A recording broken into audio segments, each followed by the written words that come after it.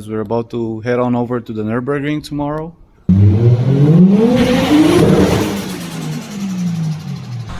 How long since your last trip to the Nurburgring? 3/4 of a year, last August. We just need to get some gas, and then we've got a 5 or 6 hour trip over to the north. So why do you hate rotaries? I don't hate them. I just don't like the sound.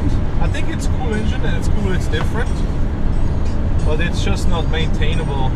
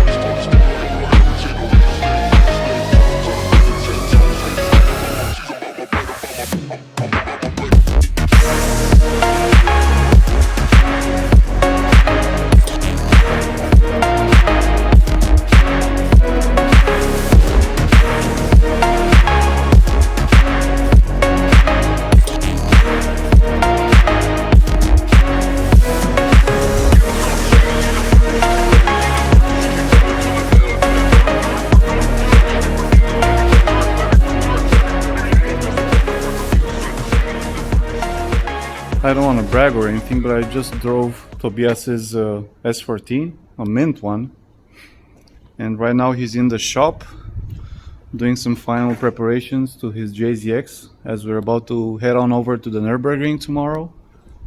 And there's another chaser in his backyard. This one you might have seen in one of our stories, a mint chaser, which is becoming harder to find these days. But if you want one, you can contact Speed Industries and ask them to find one for you, and they'll bring it right over from Japan. I keep thinking to myself, should I have bought a chaser instead of an RX-7? We'll see. S14 and chaser number 1.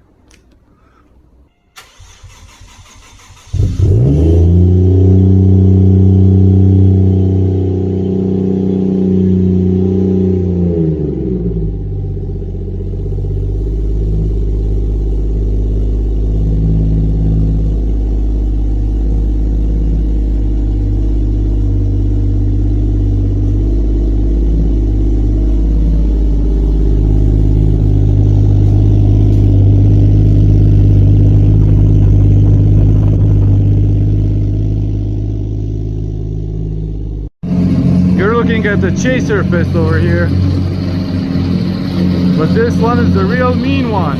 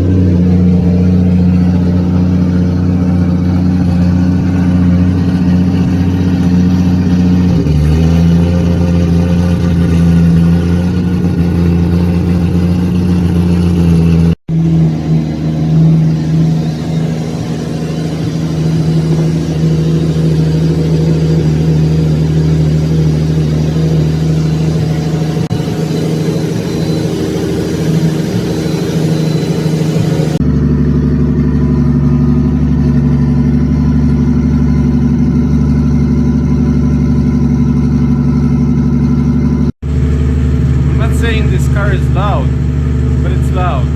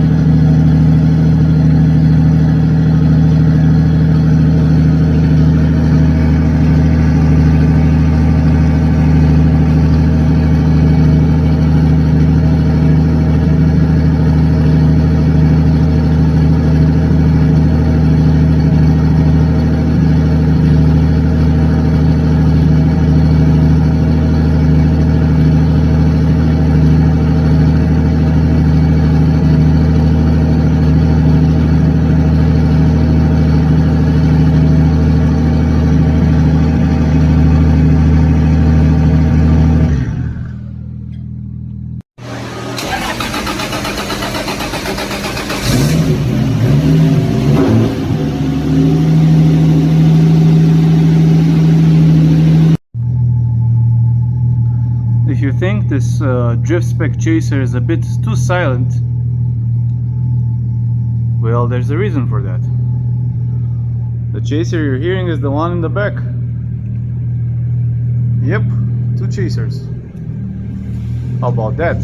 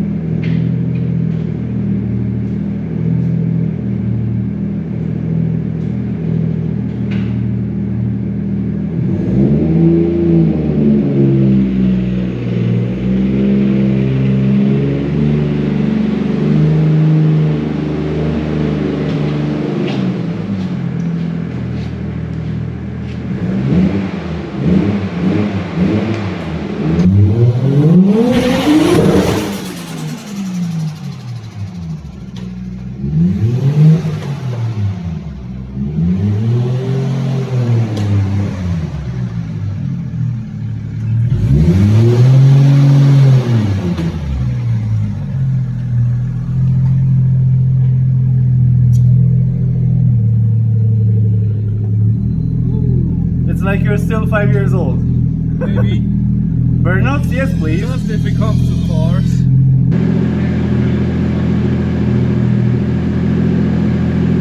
Yes. Oh god, I love the smell of burnt tire. I apologize for the mirror, I didn't know it was electric. Battery. Close the windows first or not? No.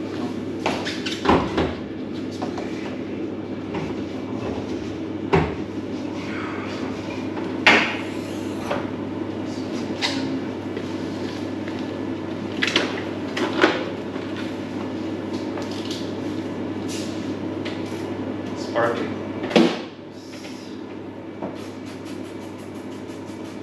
It never ceases to amaze how amazing Japanese guys are with colors and stuff. Man, Decals and everything. it's alright. No problem. Gotta move this side in a little bit more. Gotta load up. Push. Yeah. That's okay. So let's push this one back here. I'm gonna reverse it.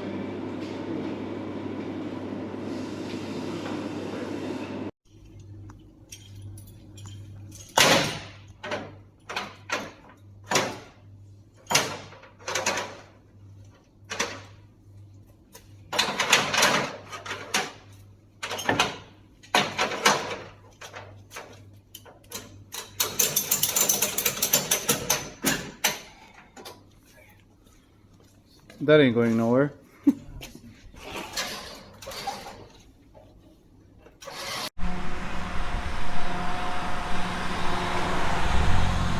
How long since your last trip to the Nurburgring? 3/4 of a year, last August. So It was. anxious in any way or no? Just about the weather. Weather's gonna be, it looks shit right now. I hope there's no snow, no freezing stuff. We'll see.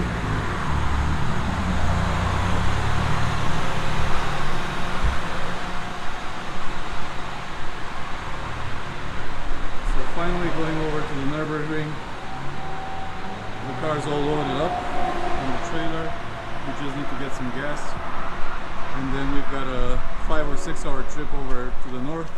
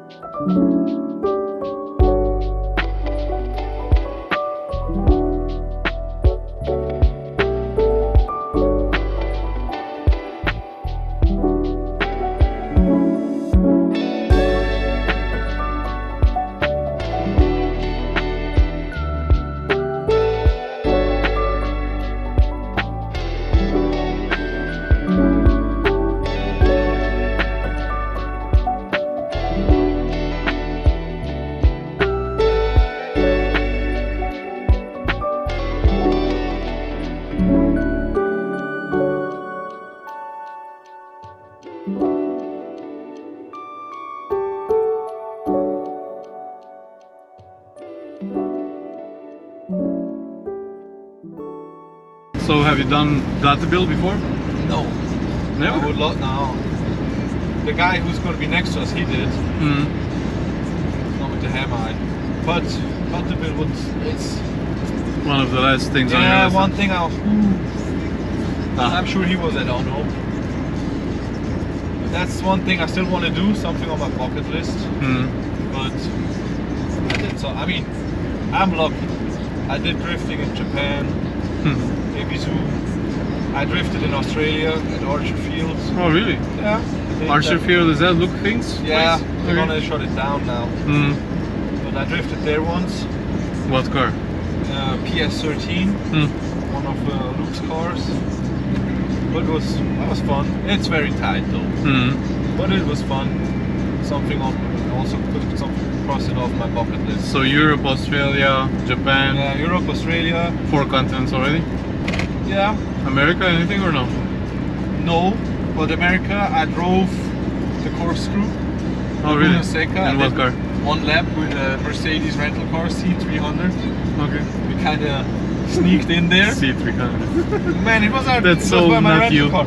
It was my rental car, and I was over there with a friend. So we passed the first guy on the main thing, on the main entrance. So we were in the pits. Then in the pits, my friend, he asked again, some guy who just walks around, hey, is there a possibility we can get on track? The other guy is like, yeah, I go check. Let me give me a couple of minutes.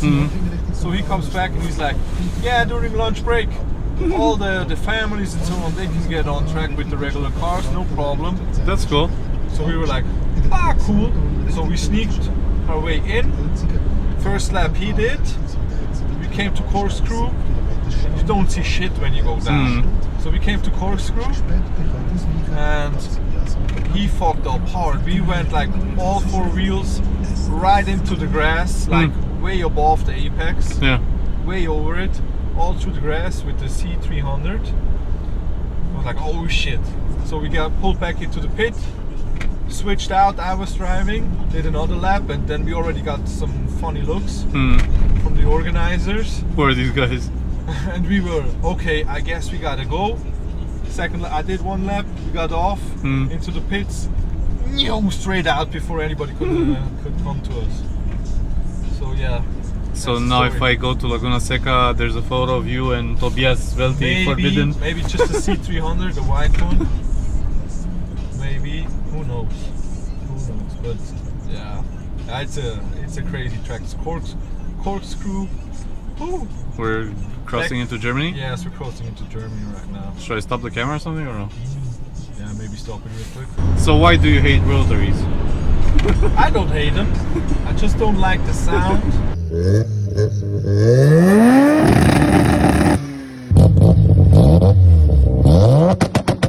I think it's a cool engine and it's cool, it's different. But it's just not maintainable out here because nobody knows their way around it. Have you ever driven one? Yeah, we imported some FTs. So I drove those a little bit. Never in anger. I was passenger in one with my friend in Japan. He had a nice FT, 500 horsepower, sequential box. Oh, sequential gearbox. And we drove that one on the street and at Fuji. So that was cool. But yeah, but I think the FT, it's still a great looking car. Yeah. To this date, it's timeless. The design is 20 years so later. Good. Yeah. If you have a late model one with even the stock bumpers and all that stuff, wheels and suspension, and very good looking car. How many racetracks have you driven in Japan? Japan? Like there's a Bisu, okay? Fuji? I've driven Ebisu, all of them. All of them, okay?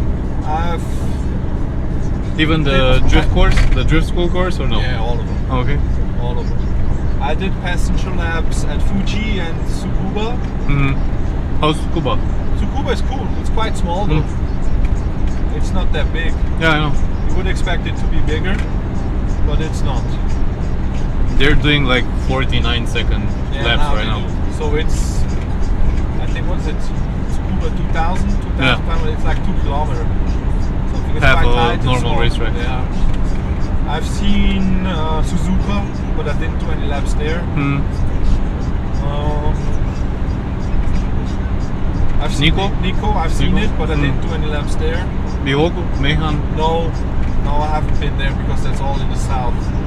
And I've only been to touristic stuff in the south. I've seen Phillip Island. Okay. In Australia. But I haven't been on track, just visiting.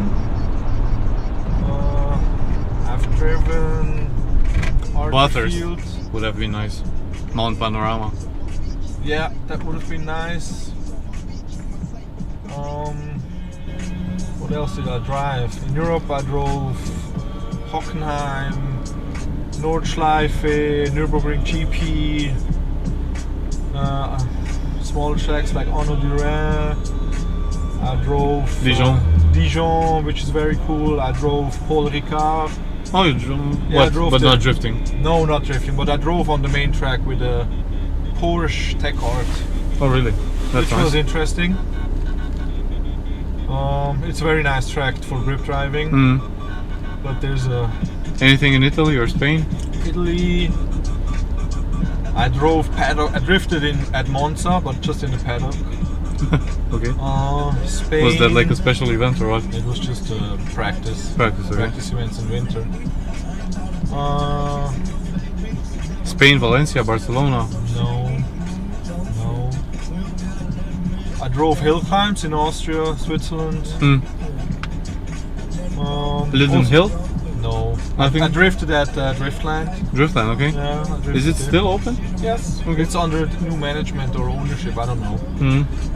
But it's quite basic, I think, right? Like 5-6 corners. Yeah, well, there's more. But it's like, we had a rental BMW 325 and it was like high second, maybe low third gear, and their ratios are rather short.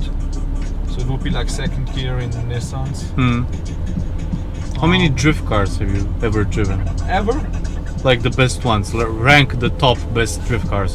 The best drift cars I've driven? Yeah. I guess your Chaser is number one, or no? Yeah, I guess so. I mean, most drift cars I've driven were like medium or easygoing drift cars, like more on reliability. Like the ones I had in Ebisu, I had a 32 GTS-T, I had a S14 around 300 horsepower, and I had a RACETRAK 100 around 350 horsepower, which probably is like the same like power to weight ratio of the S14. The S14 probably might have been a little bit more, but those cars were all about reliability. Ebisu, it makes no sense, have a crazy all-out car and then it just breaks down. So, and in Australia that was a rental PS13 SR 200, 250 horsepower, I don't know, didn't matter. So mostly Nissans and Toyotas, and sometimes BMWs. Yeah, sometimes BMWs, because they're obviously the easier route to go. Yeah.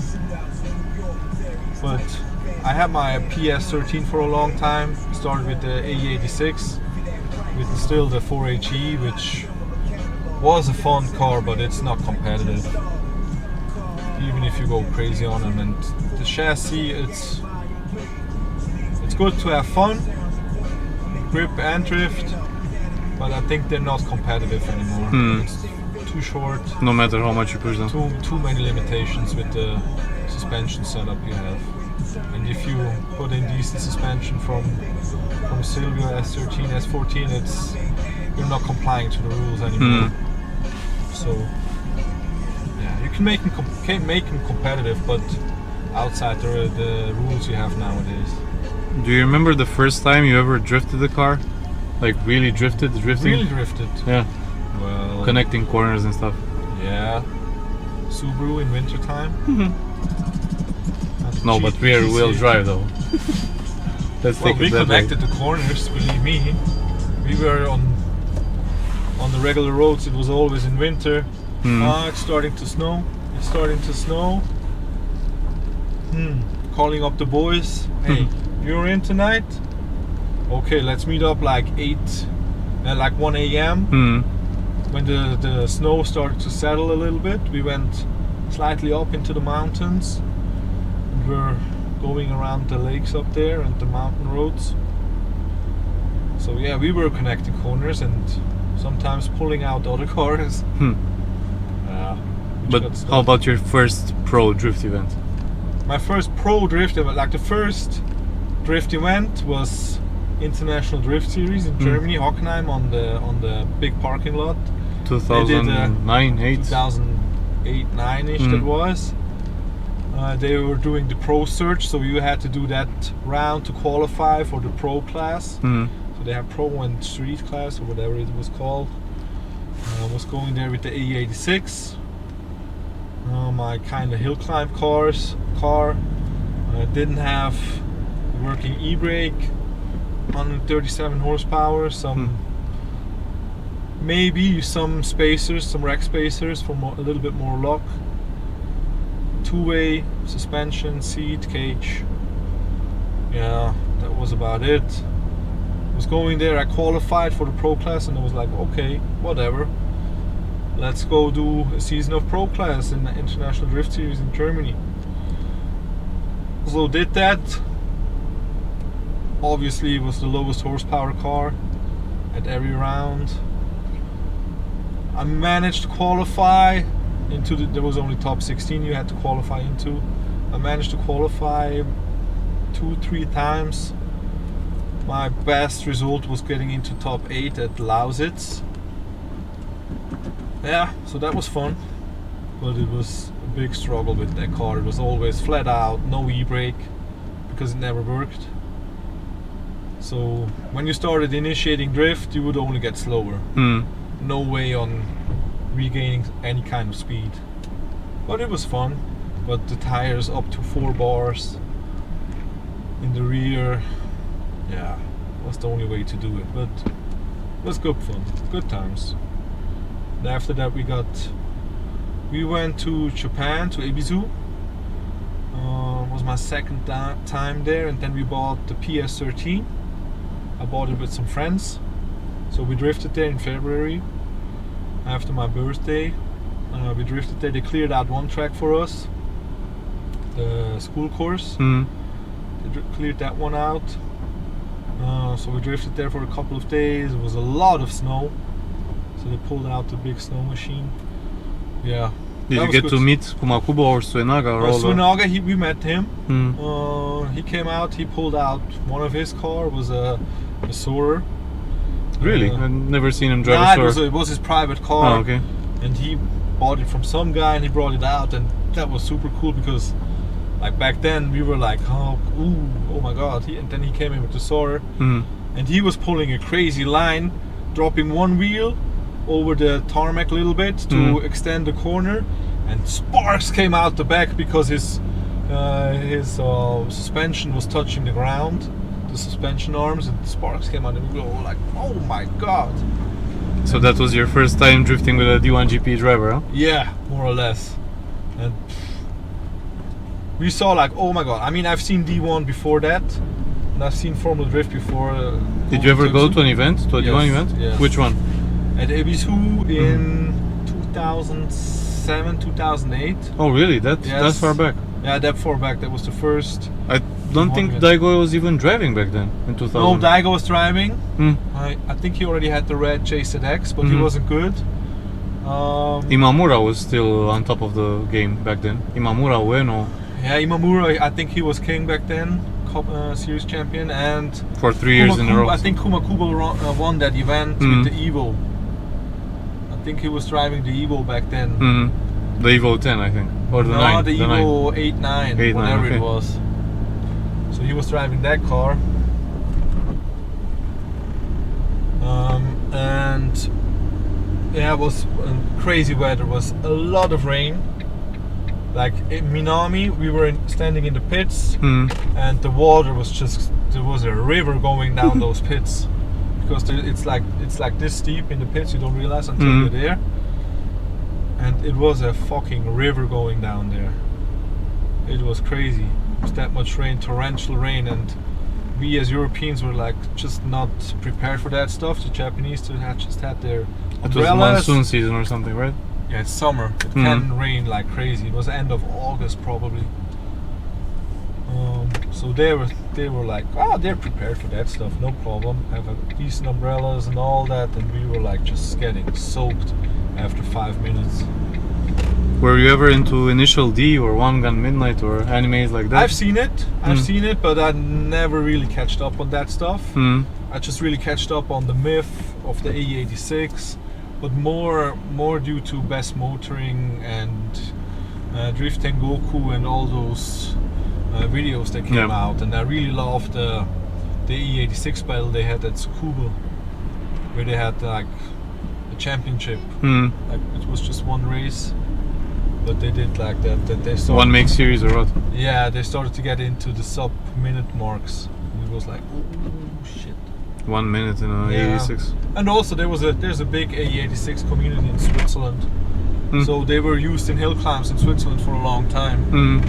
There's one member of my team, he's in it for a long time, and he has a crazy AE86 which he still drives, and there's other guys who have crazy 86s. They're in the 800 kilos somewhere, 220, 240 horsepower. They go hard. So I always admired those. And then I got that 86. Did hill climbs and slaloms at first, and then got into drifting. And then Japan, we got the PS. When we were there, drove it, and afterwards we were getting it back. It was a nice container. The PS came. A friend from Germany, he bought an FD, and I also bought an Aristo. Plan was to daily it, but that never came true. So we had a container with 3 cars coming into Bremerhaven. One was the PS, and the PS is still here. It kind of evolved, not too crazy. Now it was at like 380 horsepower, still the same engine, the SR from Japan. It's a special SR.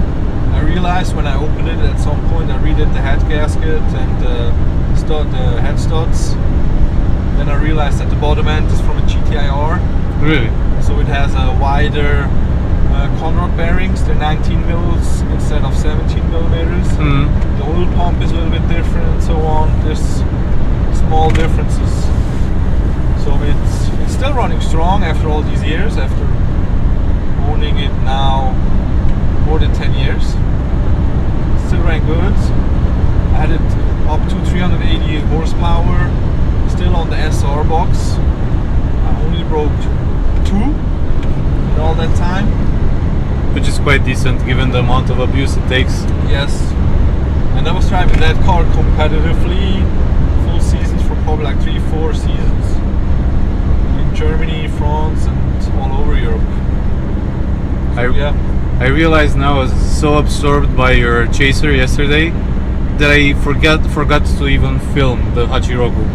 Yeah, but well, can you tell me more about the car, like the engine, what your plans are for the car? The Hachi, that is my lifetime car, which is a good and a bad. It's a good thing, but it's also a curse, as you guys might know. I mean, it's my lifetime project. It's the car that got me into.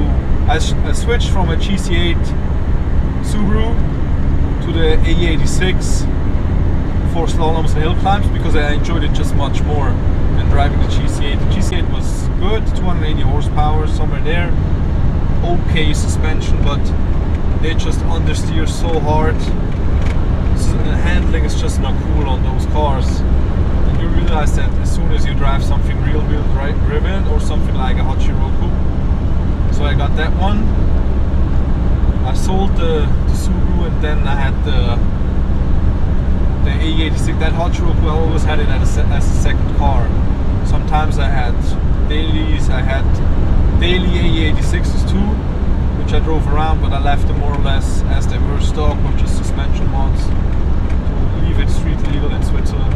All of them GTS models, I guess? Yeah, all of them. Like they were rarely SR5 models or whatever you want to call them. The basic. Sold most of the cars, at least the ones which survived, they all were GTI models. So the one with the 1.6 A4AG double cams. So I had some of those as dailies, sold them off, whatever. And this car, it always evolved. So I got a nice carbon fiber CBY hook. No, it was some brand from Japan. It was a famous brand. I don't remember it right now. Then I got wheels. I got suspension. Back then, G-Ready suspension was either this or K-Sport. These were the only ones we could make road legal. So obviously, I went G-Ready. Trust, not K-Sport, because K-Sport just plain out sucks.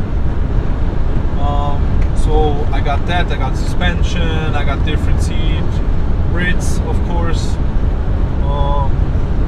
I got red lines, tail lights.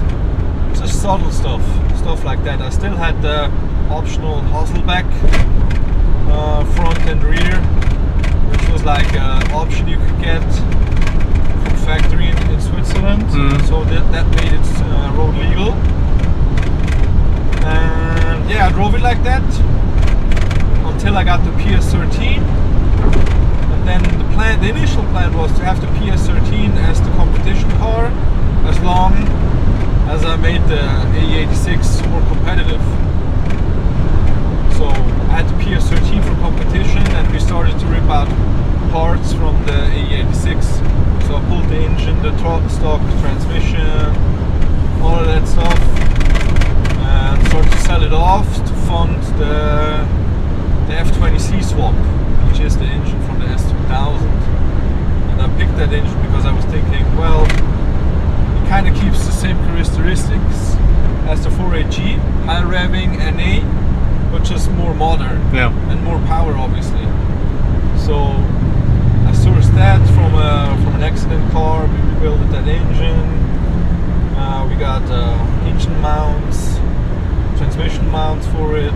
Are you using the same S2000 transmission, or? Yes, it's a stock S2000 Okay. transmission because That's a 6-speed, I guess. yes, it's a 6-speed. So we dropped that in there. Got custom drive shaft built for it. This was when, like 1-2 years ago? No, More? this was a lot of years ago. So it'd been sitting for what? Several years? Yeah, let me get to that point. Okay. So we built that car for quite some time. It took probably 3 or 4 years to finish it off because it was always a side project.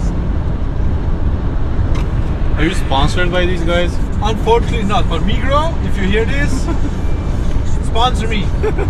This We're is only his doing- sponsored him tape. We're only doing motorsports, which are very not friend of, but we like your products anyway. Thank you. Just give him a full tank of iced tea. Yeah, that should do. Now, we started to build the E86, the hot sheet, dropped the engine in there, and then finally we got it mapped. It made proper 240 horsepower in like 900 something kilo car with a short final drive. That thing was a lot of fun. It was a man's car. Handling was special. So at least you got to drive it. Yes, I drove it.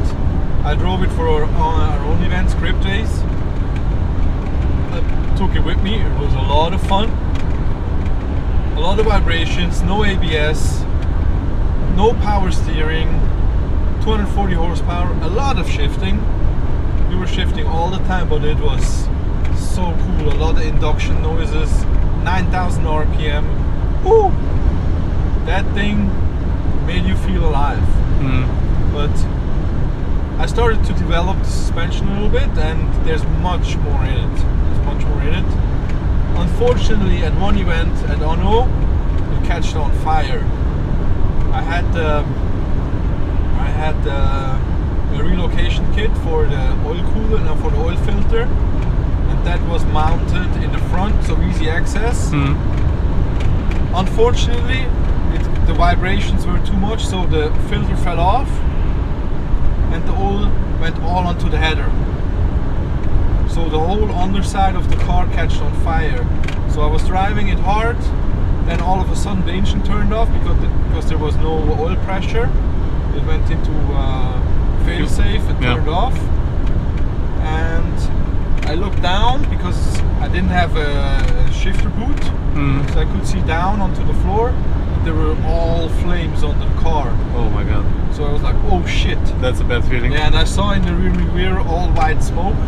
So I was thinking, oh fuck, something with oil. I saw the fire. I went into the grass, just jumped out of the car, and there was nothing I could do about it. Then the guys from the track came in and they dropped in like 4 or 5 big extinguishers. So yeah, the car was fucked. I think the chassis is still straight, but it's just like it destroyed all the custom wiring. It destroyed all the plastics on the engine. It destroyed all the plastics in the engine bay. So yeah, so I put it on the side and I just we washed it thoroughly to get out all the extinguisher stuff, which is very corrosive to all kinds of metal. And we washed that out. I started to take it apart slightly. Yeah, and now it's been sitting for a couple of years because that happened when my firstborn child was already here. And since she's here, it's just family first, and time is something I don't really have much on my hand. So it's family first and business first, and then there's the hobbies and toys. And unfortunately, there's always a race car which needs time and effort and preparation.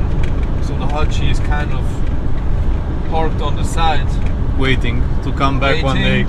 But good thing is there's already a lot of parts which are kind of what I want to have it. There's already the T37's V on it. in a good spec. I already had decent brakes, monster brakes on the front, yeah, the FDs. Brembos. I think that's the stock ones. Yeah, they use Brembos. Brembos, yeah. So they worked quite well even without ABS. So planning on keeping the same engine? Probably want to keep the same. I definitely want to keep it NA. I still have to open the engine, look inside. If it's okay, probably going to stay with it, but drop some cams in there. Would be cool to get like close to 300 horsepower, and I think it's doable with the technology how it moved. ITVs and everything. Yeah, ITVs will be cool, although they won't add any power. It's just the noise. It's just a noise. It's just a noise thing, but it's very cool. But intake noise was already very cool the way it was. But yeah, cams, if it's okay, if the engine is fucked, I'm probably going to look into a K series engine. K24.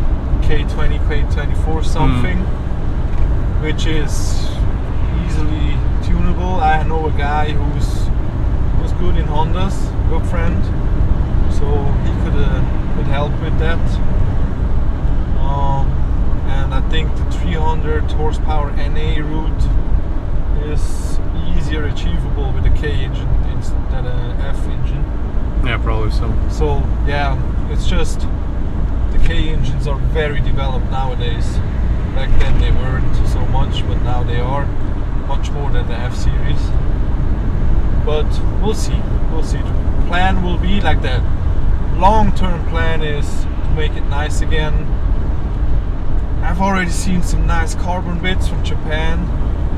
There's like one guy who builds crazy carbon parts for a lot of cars, but also for the E86. So hood, fenders, stuff like that. I already have a nice rear hatch since I have the 3-door one. The hatchback, I have the run free on it with a cool spoiler molded in. It's slightly bigger than a TRD one. So that's already what I want to go with. The run-free over fenders in the back, which is already really cool. The fronts are kind of melted, so I'll probably need something new. The front bumper, it was a Joyride one. It's cool, but I think there's nicer ones out there now. Yeah. And then make it more advanced. I had a stack display in there, which is kind of error correct. It was cool, all in one. Might switch to something a little bit more digital. Kind of depends the route we're gonna do with the electronics on it, the ECU and so on. I used to have the EEM on there, which is now really outdated. So there's much better ECUs out there for less money. So that's also something we'll look into. But there's still people out there using power FCs, man. Like, come on. Yeah, man, but those things are done. If you have to do it new, why invest $1,000 into a power FC when you can have something totally new, which much more capabilities for a 1500? Yeah. You know, we'll need tuning anyway. I'll need the new wiring loom anyway. So no sense in going Motec. for old school. Yeah, but Motec, it's very advanced, but I think you can get mostly the same out of other ECUs. And who knows?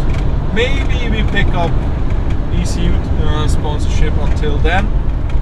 ECU Masters, Link, whatever. Haltech, well. They bought that Electronic like a few years ago. Who knows? Yeah. I also know guys who built their own ECUs. Oh, really? Yeah. We'll see. We'll see. It's, as I said, it's a project on the side. First I want to do the chassis ride because it had a bolt-in cage. So next step for that one will be take out everything, maybe get it blasted, then go to the fabricator, do a lot of fabrication. Yeah. I have like crazy plans for it. Make it super stiff, not go too crazy on extra weight. Maybe tubular chassis or way too far? Nah, not that far. Not that far. I want to still keep it as a 8086. So the suspension pickup points and so on, they I think they still have to stay where they are, which is not too bad, and it's a fun car. It's not going to be the fastest, it's not going to be the craziest because we don't have the funding for that. It's just going to be a fun car and a high revving, something which can get us competitively into, I don't know, maybe M3 territory. Not like 911 territory, GT3, but maybe M3, into the M3 range. That would be nice. Yeah, something like that. That's like the goal, and also something which runs forever. I'm always fan of maybe have less power, but may have something that runs forever. Come on, go.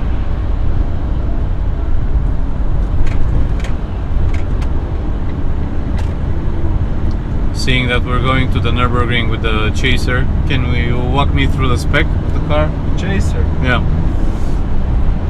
Yeah, I can. It's built to FIA regulations, like cage-wise, safety stuff. That's all up to FIA regs.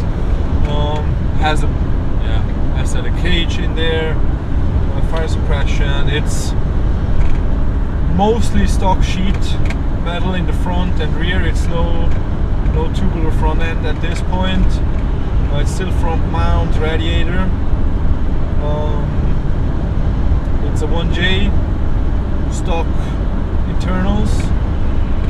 Just has cams and some ancillary mods, cams, injectors, obviously header turbo, intercooler, bigger radiator, big oil cooler, Borg Warner turbo spec'd up to 500 horsepower. We do 500 horsepower and 700 something Newton meter, so it kind of falls up on top, but after like 3,500 RPMs it's already at full power, so it's quite early on. Yeah, it's quite okay. It's not the fastest car, but it's a base we can build on. It's also something I want to, because I can't go full out in just one winter, so it needs to be more evolution than revolution on this car too, because as always, family first, business first, and then come the fun projects. Yeah, that's just how it is for me personally. But yeah, so it's still stock 1J. The turbo rather small, has G-force, Tilton clutch, stock diff with a two-way stock axles, carbon fiber custom drive shaft. So we're preparing all the stuff to handle more power. So the gearbox obviously is bulletproof. the clutch might be bulletproof as well. Clutch mostly bulletproof unless you maneuver it around and drive it on and off trailer. Oh, so that's why you avoid doing it. Yes, that's why I got a winch. That's why I not try to move it out of the shop. Rather push it, because that's how I fucked one clutch 2 years ago. Yeah, we loaded up, then arrived at the track and no more clutch. And since it was the first time we experienced that problem, we couldn't figure it out. Now I have a spare clutch with me all the time, and usually inspect it quite thoroughly to make sure it's still okay.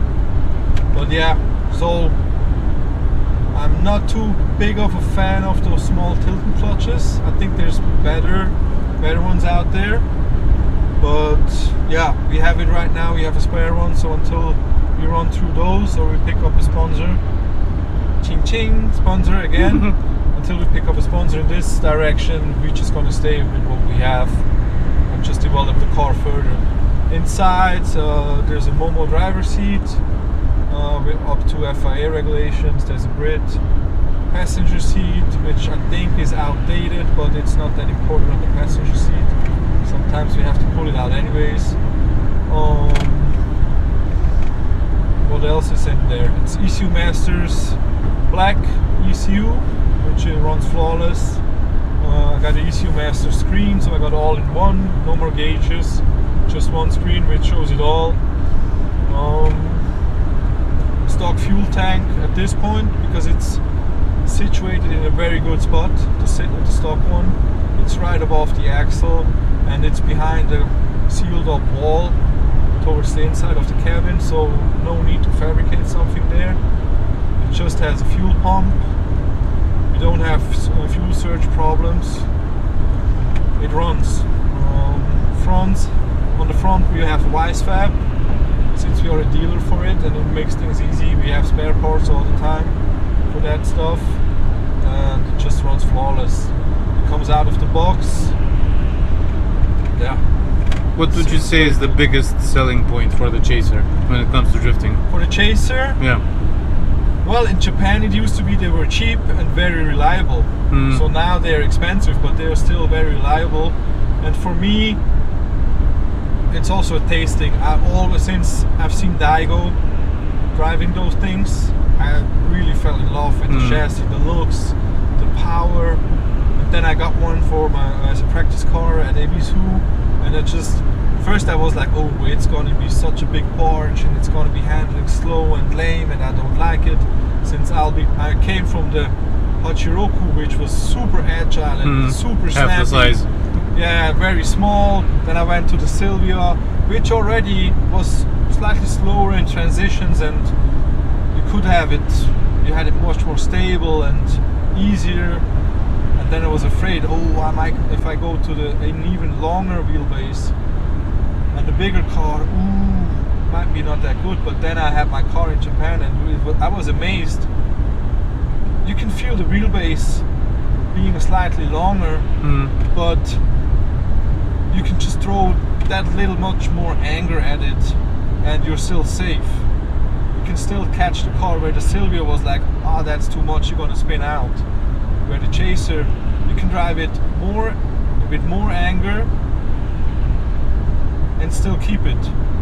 On the other side, you have to drive it with more anger to make it more agile and have the switches more faster and so on. But I just really love the chassis, and guys, the build quality of Toyota is just so much better, and the engine is so good. There's, I think, competitively, unless you have a lot of money, I don't think there's much around the JZ engine. They're just built so good. They're so proven in competition. I mean, look across the world, JZ's everywhere, and there's a reason for this. We sell new 2 JZ bottom ends for 4,000 bucks, new from the factory, and these are good for 500, 600 horsepower, easy to stock. You don't have to do nothing to the bottom end. It's okay. It runs. You know. That explains why so many people are swapping in these engines. Yeah, they are very heavy.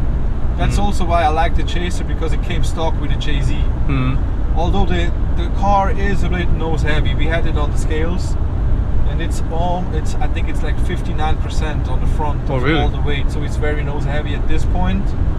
We started to move some stuff, cut out some stuff, but it's only minor. I think we were at that point, the goal was 500 horsepower, 1200 kilo. And when I first had it on the scales, I was shocked. It was very heavy. It was at 320 kilos and 500 horsepower. Or almost. We had it at 480 horsepower. Then we dropped in the cams. We reached the 500. Gained another 120 Newton meters, which put us above 700 Newton meters, just with the 264 cams. But yeah, it's still a heavy car. I think like the next thing we're gonna do, and I already have in stock, but I just didn't have time for this round. We got a nice BN hood, which will drop weight in the right way because it's in the front, it's high, and will easily get out. My guess is around 15 Ks.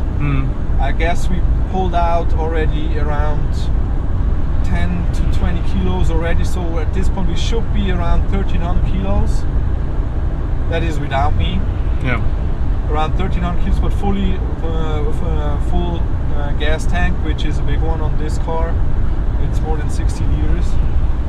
What is it? The original gas tank? Yes, it's still the original one. So yeah, on the menu for this car is slightly different tires in front, just a little bit smaller radius. I'm now at 245 40 18, and I want to get them down in diameter slightly. It's odd ones. I really love those. The AD08Rs. They're perfect for what we're doing. And on the rear we have Sestinos usually. We also try to switch brands sometimes and do a lot of testings. We have now 3 videos where we do tire tests. You should go check them out. And yeah, so on the menu is the hood. I got a new bumper, but that's just visual stuff, because this one is fucked. It's just sold together by zip ties and so on, as you guys might know. Then the next 2 things I want to do is the fuel system. I want to get a smaller fuel cell, which is going to be a new performance one, since we distribute those in Switzerland, and I just really love the quality of their items. I think it's very good quality and it's top notch. If you have ever had any part of Nuke Performance in your hand, it's top. We also run the air check system from Nuke, which is something for old guys like me. It's like servicing wise and for the track, I think it's one of the best things you can do to your car. How much is one of those these days? I have no idea about pricing. The four check system, we have it on our shop for $2,100. It also takes some fabrication. You can order it with already some tubes to weld into your cage or your chassis, whatever, or you can do it yourself. Those tubes, it's not that big of a problem. We have a fabricator if you need one. Can handle it all. So it's not that cheap, but it also makes it so convenient on track. We just have a regular compressor with us, so you only need 8 bars of pressure. Hook it up, car goes up, and we switch out tires wheels so often, especially with drifting. You guys know. How many laps do you get per set of tires right now? Set of tires kind of depends on the track. On the track at Ono, our home track, it's probably like 4 laps per set. Nah, it's more. Maybe like 10 laps. 10 laps, okay. But with cool down laps in between. So it's not like one full track all out. Usually, especially on the main straight of Ono, we just let it cool down, the tires and the engine, and then go again. So it's like 10 laps approximately on Sestinos. That's decent. Yeah, that's decent. But it's good. And the Chaser, it has more grip than the Silvio, as it is right now. With the rear is just adjustable arms, no drop knuckles, nothing. So it's really good. It hooks up well. Noise is just awesome. I love the JZ. Yeah, we'll get it there. And yeah, as said, next is fuel system on the menu. Then a custom wiring loom. I have a friend in Ireland, PT Electronics. He did looms for James Dean, Max Heydrich in Germany, and other people. He does a lot of rally cars. He's a cool guy. I met him in Japan. So he's gonna do the wiring at some point for this car, and then so we'll have wiring, pull out all the stock shit, which is also some kilos again. And yeah, then we'll see what we're gonna do. I started to build the new engine. It's gonna be a 1.5 JZ, so a 2J bottom end and the 1 JZ head.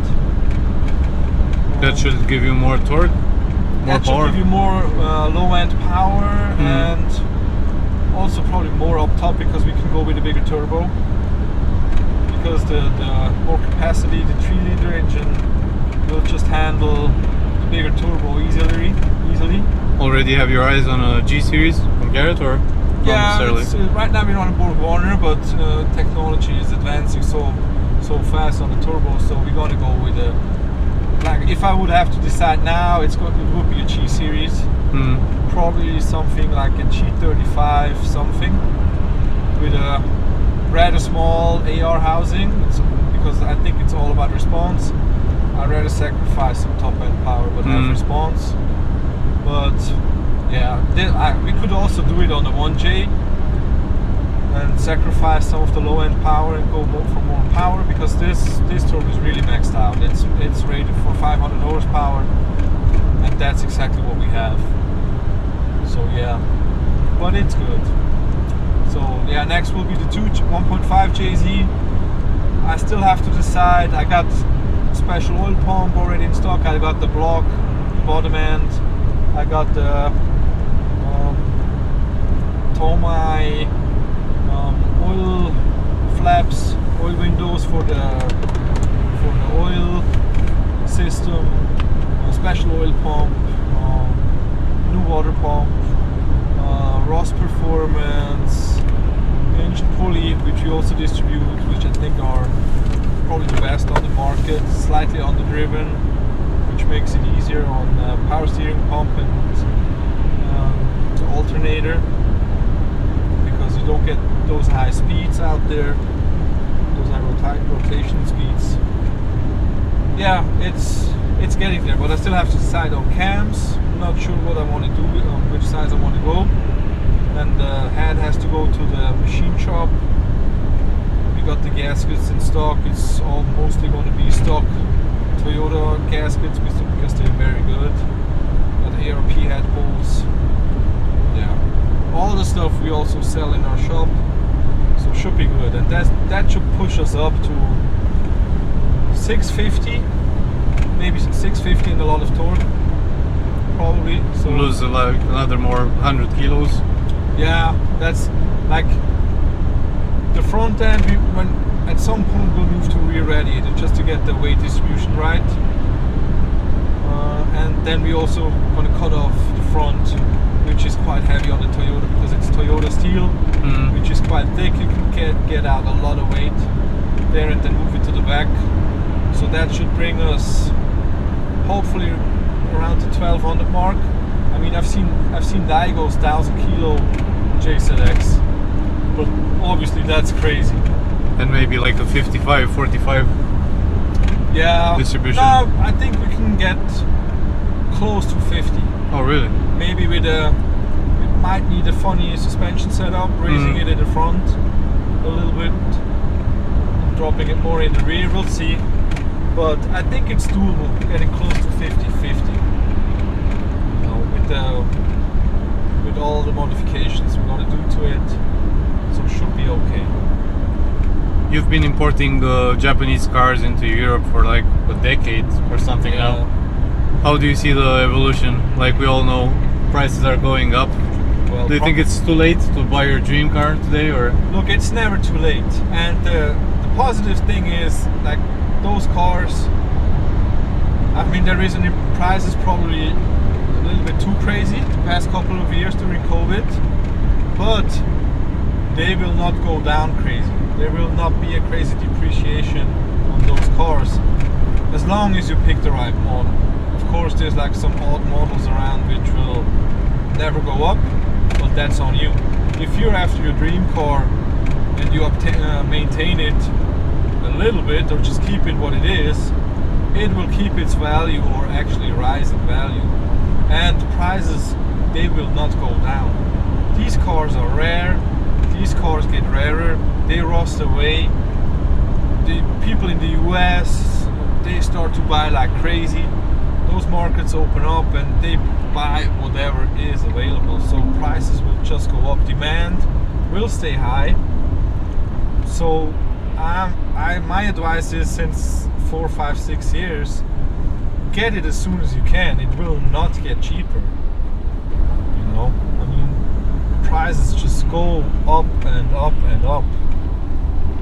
And I think it will flatten out a little bit right now. The prices will flatten slightly, but they will plateau where they are right now, and then probably raise just due to availability, because all that stuff is gone. I mean, getting a decent Silvia, that's kind of hard. Getting a decent, even JZX 100, that stuff is getting harder and harder.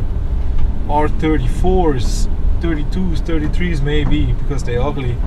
But that's just my opinion. I can still get you one if you want to. But What's like a good deal right now? What car should you look for that has nice power, good price? well, look, I mean, I guess everybody knows what they want, and if you know what you want, get it. Hmm. Get it. You know, save up, get a loan. I mean, well, don't ask me, I sell them, but get it now. Don't wait. You know, make it happen. It's only going to get more expensive, and it's hard to say. There's no, like, all the cars we like, all the nice rear-wheel driven, all the turbo cars, that stuff is all just, it's expensive. There's rarely any deals to be made on those. Yeah. So it's you can't say you can still get a deal on this and that. I mean, I've seen just 2 weeks ago an NSX that was in a river for like 20 years, sitting in a river. Damn. It sold for like 20,000 euros. But you have to put maybe like 50,000 to make it work. It sat in a river for 20 years. I mean, what do you expect how it's gonna look? It's crazy. It's a fishing boat. Yeah, but still, people still buy those. It's crazy. Do you have any NSX in Switzerland? Yes, there's some. There was an NSX club actually. Oh, really? Yeah, and I knew some guys who were race car drivers from the NSX club. They were helping in developing that car on the Nordschleife together with Ayrton. Oh, cool. So yeah, they were heavily involved, and there were some sold in Switzerland because Switzerland was always a big market for expensive cars. But yeah, you rare. I've seen them. Like, we had one at the track day last year, NSX with supercharger.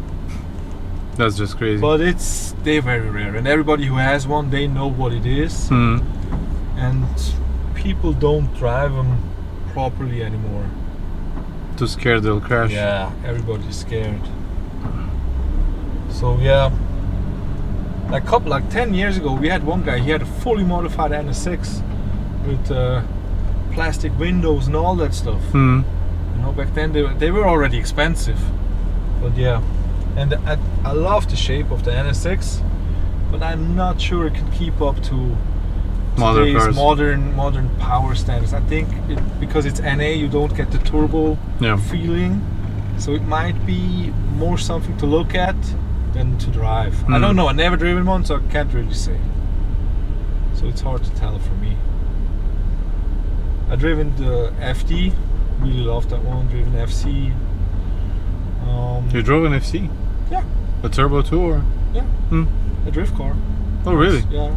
At one of our events, I had to go. Oh, the 1JZ. Yeah, it's now 1J. It used to be rotary back then. So yeah.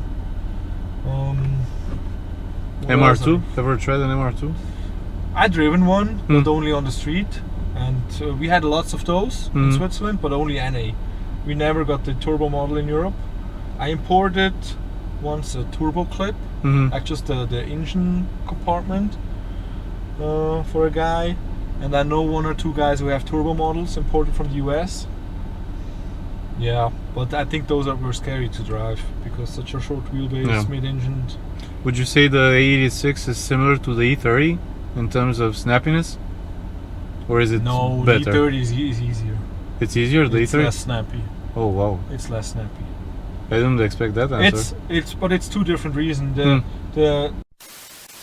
So we're halfway on the road to the Nurburgring, making a quick stop to get some McDonald's. Did a bit of a podcast on the truck until the GoPro decided to quit. But yeah, Nurburgring, here we come. Oh yeah. We're 70 kilometers away from the Nurburgring. It's been raining cats and dogs over here, and it's going slower than we anticipated. And now we had to stop for some gas. The chaser is still back behind us,